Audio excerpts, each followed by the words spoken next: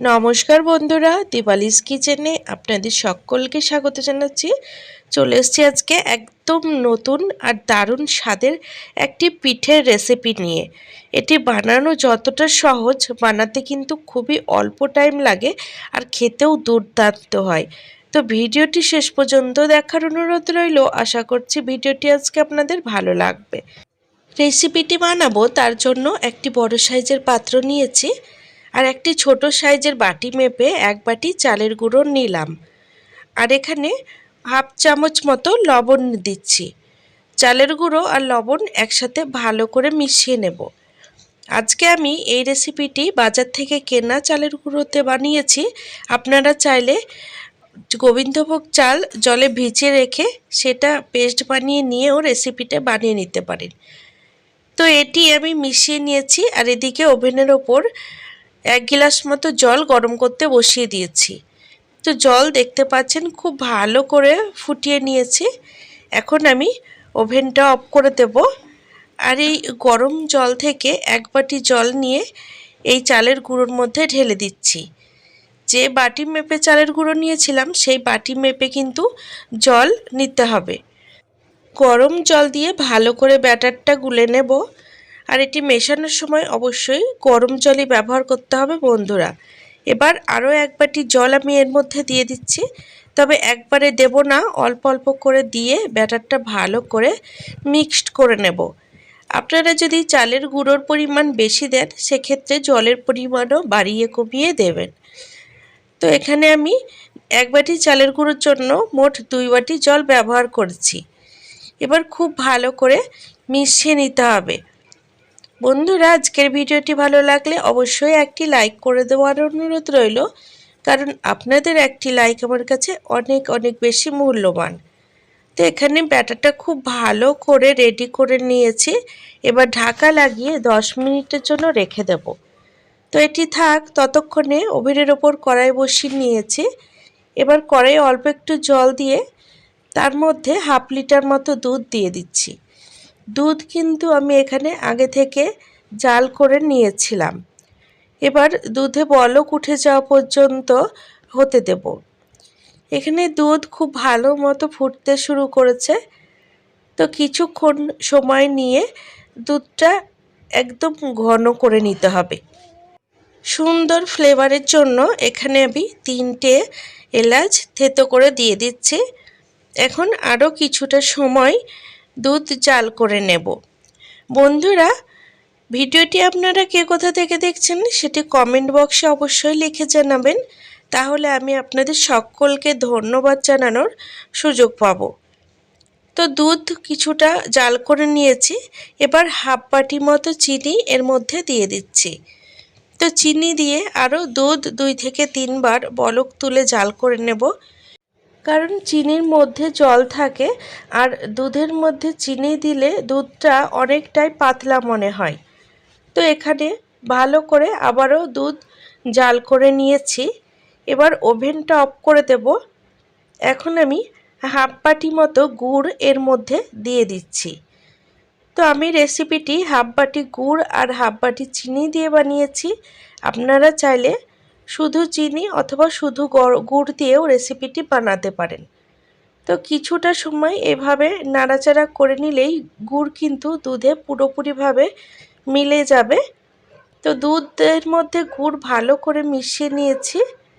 এবার ওভেনটা আমি আবারও অন করে দেব আর দুধটা একদম ঘন করে নিতে হবে।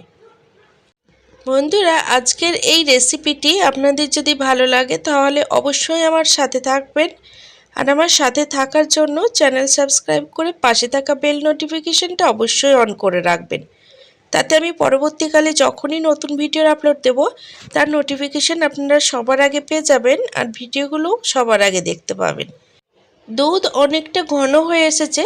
এবার কয়েকটি কাজু থেতো করে রেখেছিলাম সেগুলো দুধের মধ্যে দিয়ে দিচ্ছি। এবার ওভেনের ফ্লেমটা কম করে দিচ্ছি। এটি হোক, ততক্ষণে আমি দেখে নেব ব্যাটারটা কীরকম হয়েছে। তো প্রায় 15 মিনিট মতো হয়ে গেছে। এবার ব্যাটারটা আমি আপনাদের দেখাচ্ছি, দেখুন কতটা ঘন হয়ে এসেছে। এবার আমি হাতার সাহায্যে ব্যাটারটা আবারও কিছুক্ষণ সময় নিয়ে ফেটিয়ে নেব। এখন ব্যাটারের ঘনত্বটা আপনাদের দেখাচ্ছি, দেখুন খুব বেশি ঘনও না আবার খুব বেশি পাতলাও কিন্তু হয়নি। তো এই দুর্দান্ত স্বাদের পিঠে বানানোর জন্য এই রকম ঘনত্বের ব্যাটারটা তৈরি করে নিতে হবে। হাতা চামচের পিছনে আঙুল দিয়ে দাগ কাটলে আঙুলের দাগটা কিন্তু খুব সহজে মিলিয়ে যাচ্ছে না। তো এইভাবেই কিন্তু ব্যাটারটা বানিয়ে নিতে হবে। তো ব্যাটারটা একদম রেডি। এবার আমি পিঠেগুলো তৈরি করে নেব। তার জন্য ওভেনের ওপর একটি তাওয়া বসিয়ে দিয়েছি আর এখানে 1 চামচ মতো ঘি দিয়ে দিচ্ছি। ঘি গলে যাওয়া পর্যন্ত অপেক্ষা করব আর এইভাবে তাওয়ার চারিদিকে ঘিটা ছড়িয়ে দেব। এবার যে ব্যাটার বানিয়ে রেখেছিলাম সেই ব্যাটারটা আগে একটুখানি খুব ভালো করে মিশিয়ে নেব। তারপরে 1 চামচ করে ব্যাটার তুলে এইভাবে ছোট ছোট বাতাসার মতো করে তাওয়ার ওপর দিয়ে দেব। তো কয়েক সেকেন্ডের মধ্যেই কিন্তু পিঠেগুলো একদম রেডি হয়ে যায়। আর এই নতুন ধরনের পিঠের রেসিপিটি খেতে দুর্দান্ত লাগে। তো দেখতে পাচ্ছেন কত সুন্দর গোল গোল বাতাসার মতো লাগছে দেখতে। আর প্রত্যেকটি কিন্তু তাওয়া থেকে ছেড়ে গেছে। তাওয়াতে কিন্তু একদমই আটকে যাচ্ছে না বা লেগে যাচ্ছে না। এই রকম বাতাসা পিঠের রেসিপি যদি আপনারা বাড়িতে বানান তাহলে ছোট থেকে বড় সকলেই ভীষণ পছন্দ করবে আর একদিন খেলে কিন্তু রোজ খাওয়ার জন্য বায়না করবে। তো এখানে সমস্ত পিঠেগুলো আমি ভেজে নিয়েছি। এখন তাওয়া থেকে একটা একটা করে পিঠে আমি তুলে নেব। বন্ধুরা, পিঠে খেতে কিন্তু এই শীতকালেই বেশি ভালো লাগে। তো শীতকাল শেষ হয়ে যাওয়ার আগেই এইভাবে বাতাসা পিঠে একদিন হলেও আপনারা বাড়িতে বানিয়ে দেখুন। একদিন বানালে কিন্তু রোজ বানাতে ইচ্ছে হবে। আমি কিন্তু সবগুলোই একটি থালার মধ্যে তুলে নিচ্ছি। আর দেখুন কতটা সাদা ধপধপে হয়েছে আর দেখতে কতটা সুন্দর লাগছে। তো সমস্ত পিঠেগুলো আমি তুলে নিলাম। ঠিক একইভাবে বাকি ব্যাটার থেকেও আমি এই পিঠেগুলো ভেজে নেব। বন্ধুরা, ভিডিওটি অবশ্যই নিকটবর্তী আত্মীয় স্বজন বন্ধু বান্ধবদের সাথে শেয়ার করে নেবেন যাতে তারাও আজকের এই দুর্দান্ত বাতাসা পিঠের রেসিপিটি বানানোর সুযোগ পায়। বন্ধুরা, এই পিঠেগুলো কিন্তু চট জলদি তৈরি হয়ে যায় আর ভাজতে একটুও সময় লাগে না। তো এক পিঠ ভাজা হয়ে গেছে। আপনারা চাইলে উল্টে দিয়ে অপর পিঠও ভেজে নিতে পারেন, কিন্তু অপর পিঠ না ভাজলেও হয়। এইভাবে এক পিঠ ভেজে নিলেই কিন্তু সুন্দর পিঠেগুলো তৈরি হয়ে যায়। এই রকম বাতাসা পিঠে একদিন বানিয়ে যদি কাউকে খাওয়ান সে কিন্তু আপনার ভীষণ প্রশংসা করবে আর জানতে চাইবে কিভাবে বানিয়েছেন। দেখুন কতটা সুন্দর লাগছে এগুলো দেখতে। এগুলো দেখতে যতটা সুন্দর হয়েছে খেতেও কিন্তু ততটাই সুস্বাদু হয়। সব ব্যাটার থেকে পিঠেগুলো বানিয়ে নিয়েছি আর দেখতে একদম সাদা ধপধপে বাতাসার মতো লাগছে। এগুলো কিন্তু এমনিও খাওয়া যায়, অল্প একটু গুড় দিয়েও খেয়ে নিতে পারেন, ভীষণ সুস্বাদু হয়।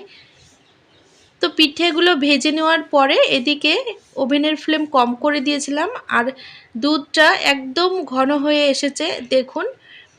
এবার এই পিঠেগুলো অল্প অল্প করে এই দুধের মধ্যে দিয়ে দেব, দিয়ে কিছুক্ষণ সময় জাল করে নেব। এগুলো দুধে দিয়ে জাল করে নেওয়ার পরেও কিন্তু একটুও ভেঙে যায় না, সব পিঠেগুলো কিন্তু গোটাই থেকে যায়। তো এগুলোর স্বাদ কিন্তু অসাধারণ হয়। একদিন হলেও বাড়িতে বানিয়ে দেখবেন আর অবশ্যই আমাকে কমেন্ট বক্সে জানাবেন কেমন হয়েছে। আর এই বাতাসা পিঠেগুলো একদম নরম তুলতুলে আর সফট হয়, মুখে দিলেই কিন্তু মিলিয়ে যায়। দুধের মধ্যে পিঠেগুলো দিয়ে 2 থেকে 3 মিনিট জাল করে নেব। এই ওভেনের ফ্লেমটা আমি একদম কমিয়ে দিয়েছি আর বেশি ঘাটাঘুটি করব না। তো 3 মিনিট প্রায় হয়ে গেছে, এখন ওভেনটা অফ করে দিচ্ছি। আর পিঠেগুলো দেখুন একদম দুধ ঢুকে গেছে। আর পিঠের মধ্যে দুধ ঢুকে গেলে পিঠেগুলো কিন্তু একদম নরম তুলতুলে হয়ে যায়। তো ওভেনটা অফ করে দিচ্ছি। এখন ঠান্ডা হয়ে যাওয়ার পরে আমি প্লেটে নামিয়ে নিচ্ছি। তো দেখুন ঠান্ডা হয়ে যাওয়ার পরে দুধ কিন্তু অনেকটাই ঘন হয়ে এসেছে। আর যেহেতু পিঠে পুলি ঠান্ডা হয়ে যাওয়ার পরে দুধ অনেকটাই টেনে নেয়, তার জন্য আমি এই পিঠেতে একটু ঝোল ঝোল মতো রেখেছিলাম। তো পিঠেগুলো দেখুন, আমি চামচের সাহায্যে আপনাদের তুলে দেখাচ্ছি কতটা ভালো লাগছে। এগুলো খেতেও কিন্তু দুর্দান্ত হয়, একদিন হলেও ট্রাই করে দেখবেন।